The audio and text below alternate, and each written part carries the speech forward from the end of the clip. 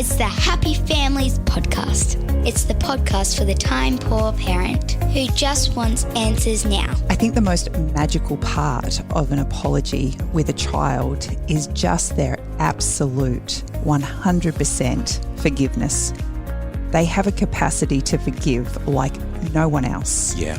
And now here's the stars of our show, my mum and dad. I feel like I need about 12 Baroccas to get going this morning.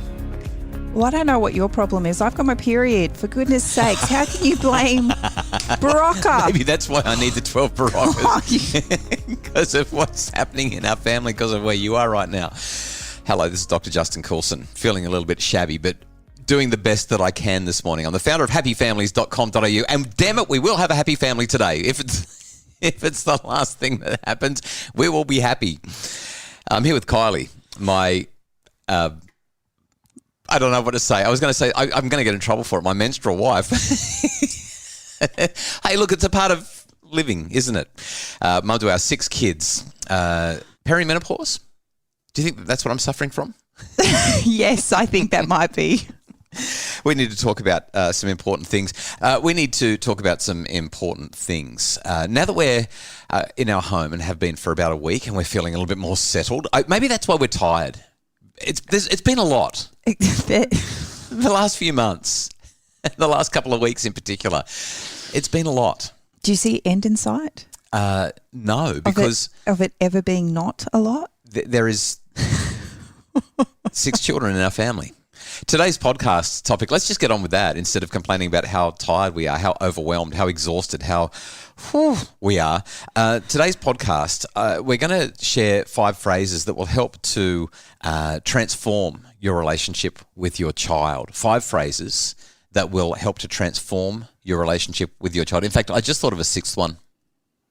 So I'm going to make it 6. That's the podcast as of today, Kylie, because I've just come up with a 6th one. Things that we can say to our kids when things aren't quite right, when things are looking a little bit rough, a little bit rugged, a little bit down, a bit like they are today for Kylie and for me. So let's dive into it. Should we just do it? The things that we say in the Coulson household all the time? You just wrote it down and showed it to me, the one that I just thought of. So why don't we start right there, and you can have the glory. You can have the honour that comes with coming up with this one. Oh, is that right? Yeah. Apologising. I am sorry. Yeah. Why would you say that transforms the relationship with your kids? Because it helps our children to recognise that we get it wrong. Yeah. When they're young, they think that we have the answers to everything. Yeah. They soon work it out that we don't. But in our efforts to help them be better people, they constantly feel like they're the only ones doing it wrong. Yeah. They feel incompetent all the time. Yeah. And we make them feel worse about it. And so I think it's so powerful as the adult in the relationship to admit when you do things wrong. So I've written an article that we will link to in the show notes about how to give a good apology. There are 4 steps to a good apology, and I think it's really important. I want to pick up on something else that you just said though, Kylie. And when our older kids were growing up, the first couple of kids we had, when they were little, I used to have this phrase that I said to the kids all the time. They would look at me in wonder and say, "How do you know?" Because I seemed to know everything to them. And I used to actually say that, well, because I know everything. And I thought it was really fun and really cute. And I just delighted in saying I know everything.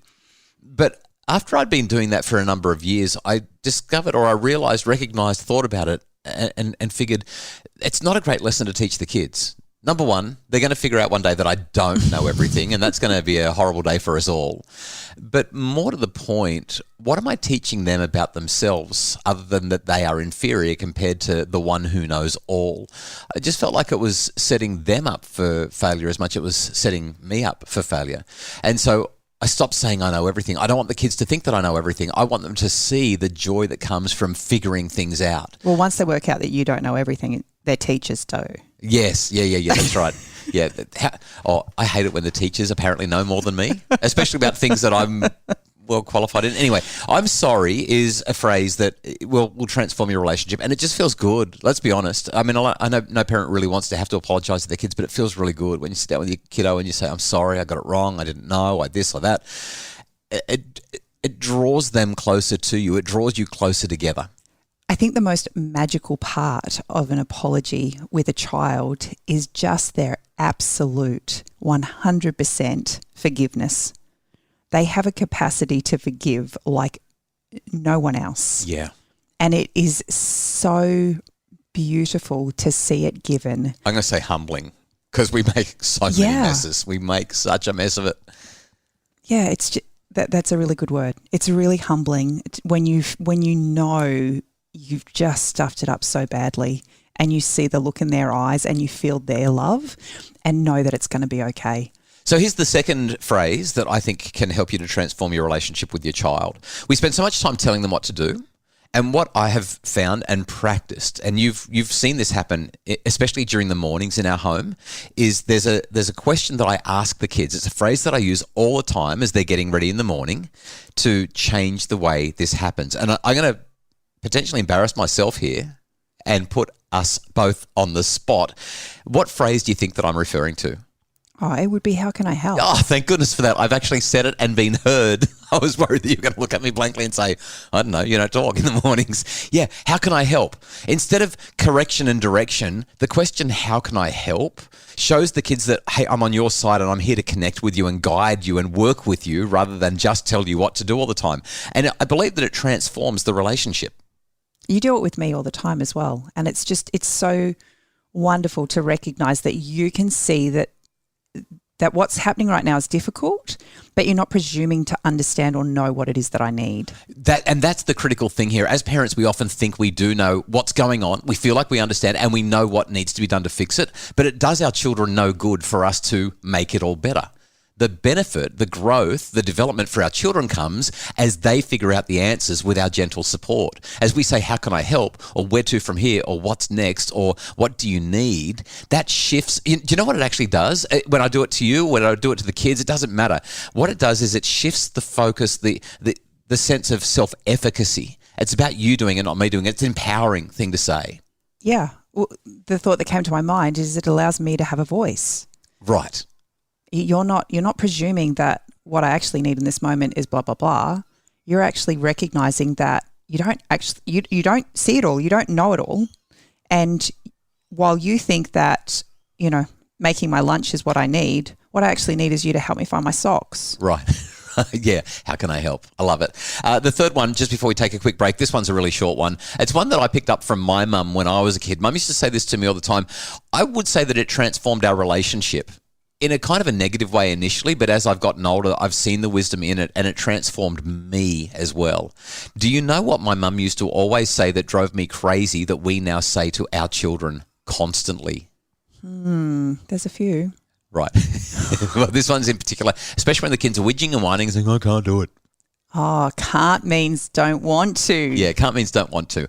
Hated it when mum said that to me. The kids hate it when we say it to them, but there's nothing truer than can't means don't want to. Because the reality is when the kids are whinging and whining, saying, I can't do it, I can't, it's too hard. When we give them a little bit of gentle, compassionate, but clear, tough love, hey kiddo, can't means don't want to. You can. And then we step into that other situation. So how can I help? What do you need? Let's work on this together. Can't means don't want to is, again, it's not a shutdown. It's actually empowering if you say it the right way. And it doesn't just transform your relationship and empower your kids, but it transforms your kids. So they're the first 3 of our 6 phrases that will help you transform your relationship with your child. I'm sorry, how can I help? And can't means don't want to. After the break, my favourite 3. You've asked politely, you've asked again, you've patiently waited, you've even made a threat, but finally, you lose it. Listen to me, you shout.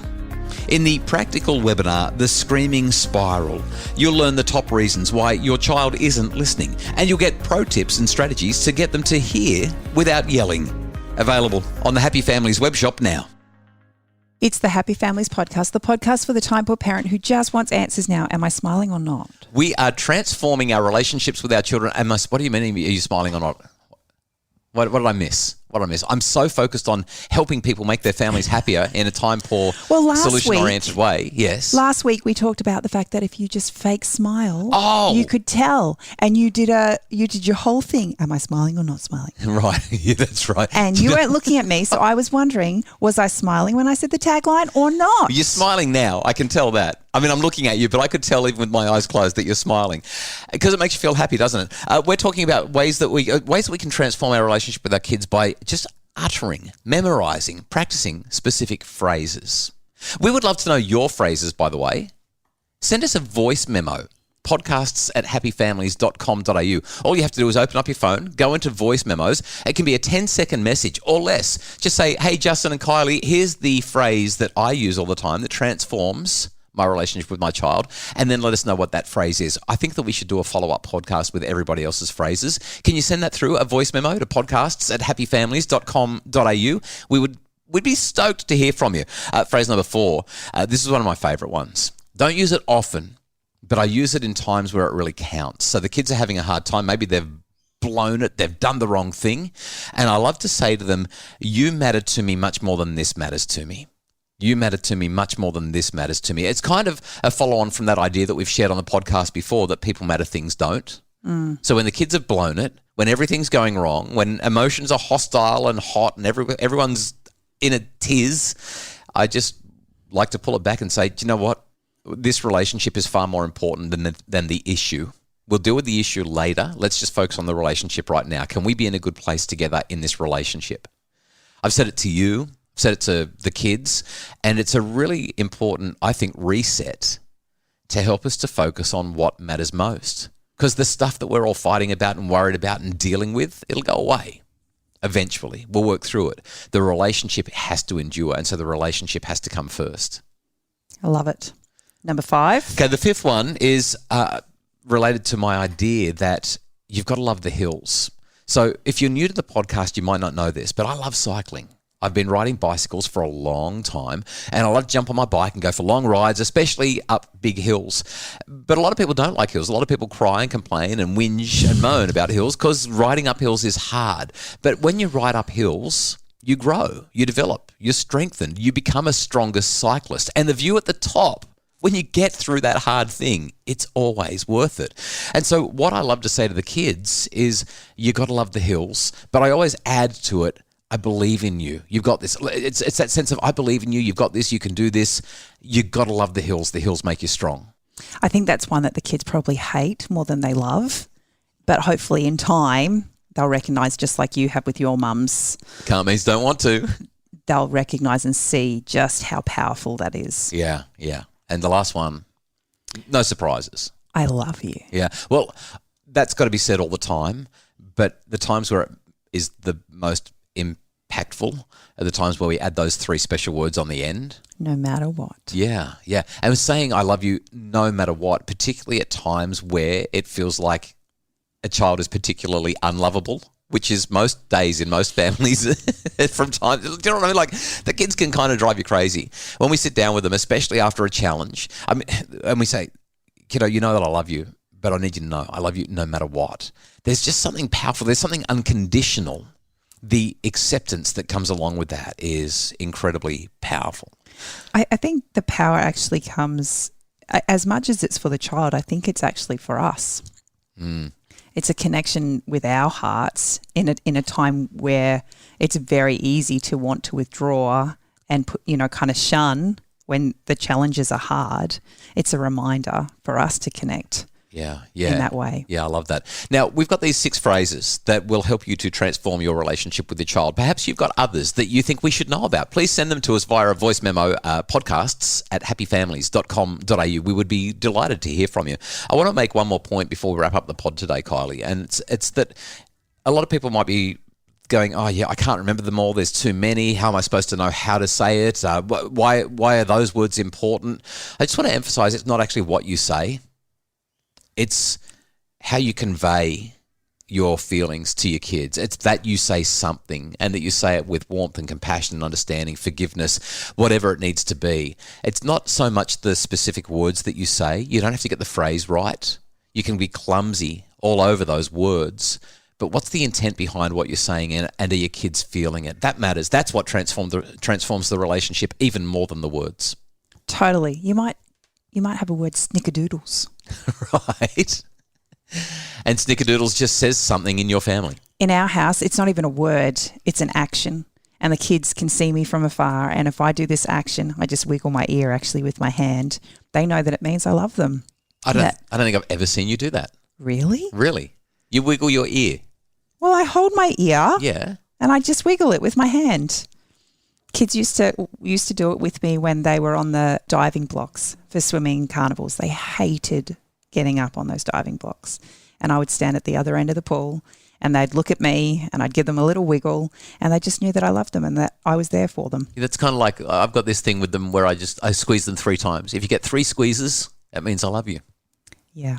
Love it. So it's about the words, but it's also about the intent behind the words. We really hope that these ideas will help you to transform your relationship with your children. We'd love to know what you do to transform your relationship with your children. Send us a voice memo, podcasts@happyfamilies.com.au.